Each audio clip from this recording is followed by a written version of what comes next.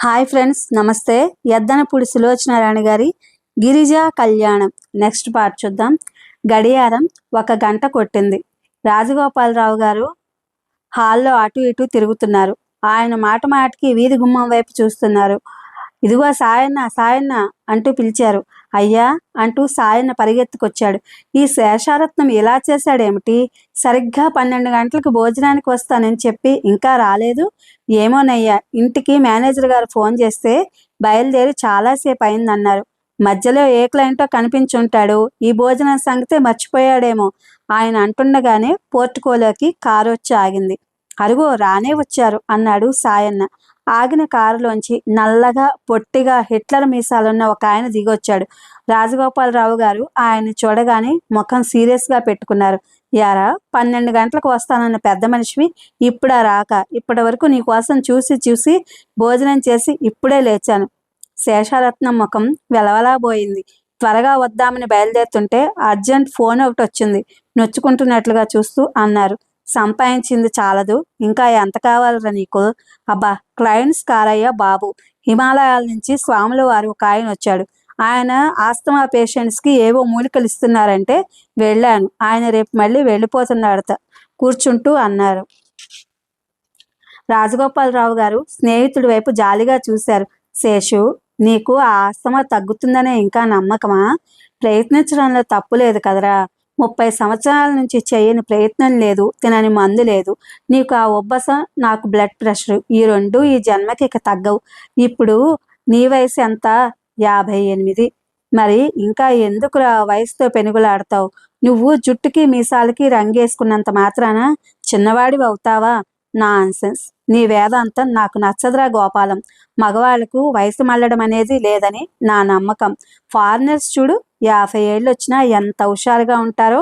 మనకేమో చిన్నప్పుడే పెళ్ళిళ్ళు చేస్తారు, పిల్లలు త్వరగా పుడతారు. వాళ్ళేమో ఇట్టే ఎదిగి కూర్చుని మనల్ని పెద్దవాళ్ళని చేసేస్తారు.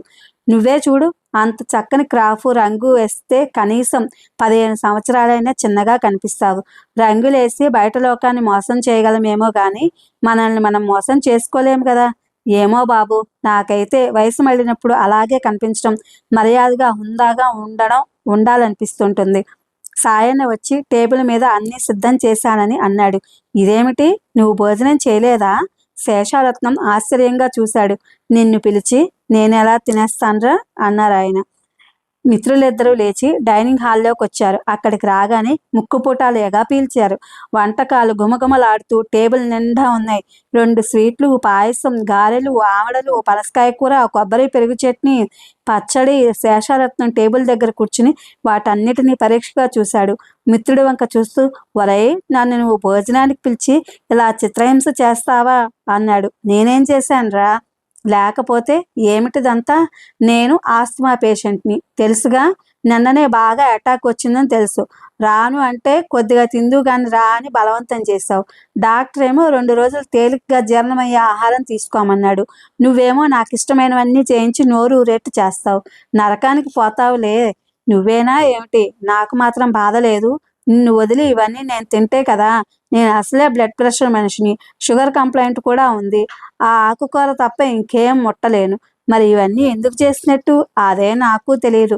సాయన్న, ఇవన్నీ చేయమని ఎవరు చెప్పారు? మేనేజర్ గారండి. మీరేమో చందు పుట్టినరోజు స్పెషల్స్ చేయించు అన్నారట కదా. స్పెషల్స్ అనలేదు, స్పెషల్ అన్నాను. ఏదో ఒకటి తేలికగా జీర్ణమయ్యేది చేస్తారని. ఇవన్నీ ఎవరు తింటారు? శేషారత్నం బాధగా చూశాడు. ఎవరేమిటి, మనం తినకపోతే ఇంట్లో మనుషులు లేరా? మేనేజర్తో కలిపి 6 భోజనం చేయాలి.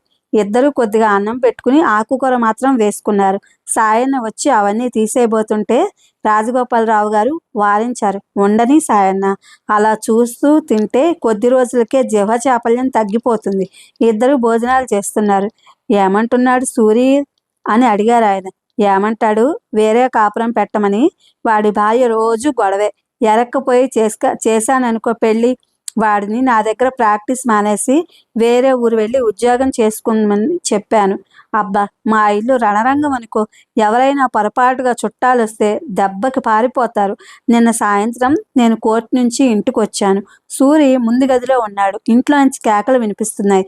ఏమిట్రా గొడవ అంటే, ఏముంది, నా భార్య నీ భార్య పోట్లాడుకుంటున్నారు డాడీ, మధ్యలో వెళ్ళి కల్పించుకుంటే ఇద్దరము మన ఇద్దరి మీద ఎగిరి పడతారు. ఆ పోట్లాట ఇప్పుడు అయ్యేట్లేదు, ఇప్పుడే ప్రారంభమైంది అన్నాడు. సరే అయితే సినిమాకి పోదాన్రా అన్నాను.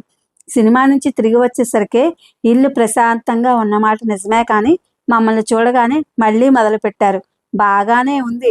ఇది వరకు నా ఒక్క గదిలోనే మా ఆవిడ సణుగుడితో డిస్టర్బెన్స్గా ఉండేది, ఇప్పుడు పక్క గదిలో కూడా మొదలైంది. సినిమాకు సూర్యు ఒక్కడే వెళ్ళాడంటే భార్య వాడిని పీక పిసికి చంపేస్తుందని, అంత పని చేస్తుందని, పోనీ భార్యాభర్తలు ఇద్దరు బయలుదేరతారు. మరి నా భార్యను రమ్మంటే ఈవిడ రానంటుంది. రానుంది కదా అని వాళ్ళిద్దరూ వెళితే ఇక సాధింపు చంపుతుంది. చిన్నవాళ్ళు ఏదో సరదా పడుతున్నారు అంటే మీరు ఎప్పుడైనా అంత బాగా చూసారా, అంత బాగా నన్ను సినిమాలకు తీసుకెళ్లారా అంటూ నా మీద నిందలు మోపి విరుచుకు పడిపోతుంది. నా కోడలేమో చదువుకుంది, ప్రతి దానికి తర్కం తీస్తుంది. అంటే నా భార్య ఏ చదువులు లేకుండా ప్రశ్నలతో చంపేస్తుంది.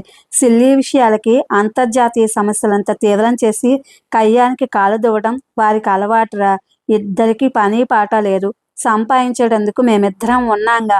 పని పాటలు చూసేందుకు నౌకర్లు ఉన్నారు.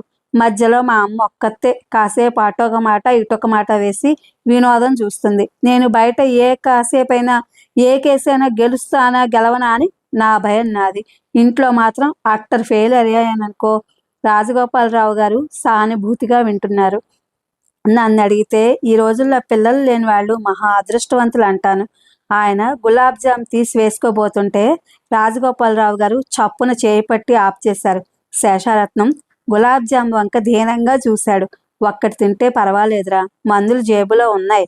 వద్దురా, సాయంత్రం వరకు నీతో కబుర్లు చెప్పాలని ఉంది. అంత కావాలంటే సాయంత్రం మీ ఇంటికి పంపిస్తాలే. నా భార్య నన్ను వాటి వాసన కూడా చూడని ఎదురోయ్.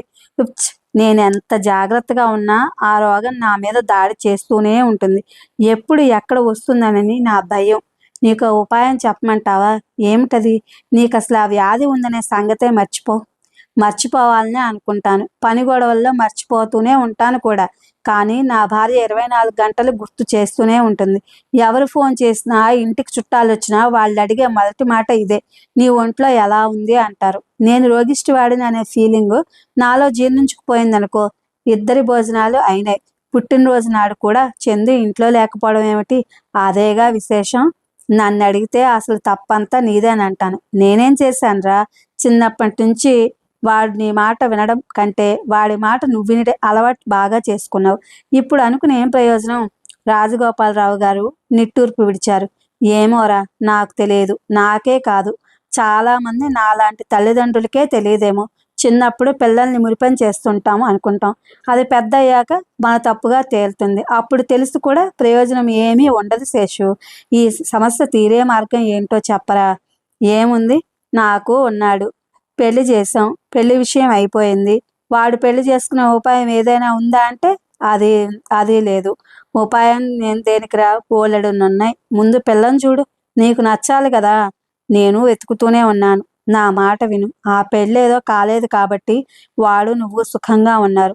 ఈ ఇల్లు ఎంత ప్రశాంతంగా ఉంది. నీ నౌకర్లు నువ్వు చెప్పిన మాటలు వింటున్నారు. వాడికి పెళ్లి చేసాదే అనుకో, సమస్యలు బాధలు మీ కిటికీలు దర్వాజాలు పట్టుకుని వేలాడతాయి. ఏం చేయాలో పాలుపోవడం లేదు. వాడికి నచ్చిన అమ్మాయిని చూడు. దానికోసమే ఇన్నాళ్ళు ఓపికగా చూశాను, లాభం లేదు.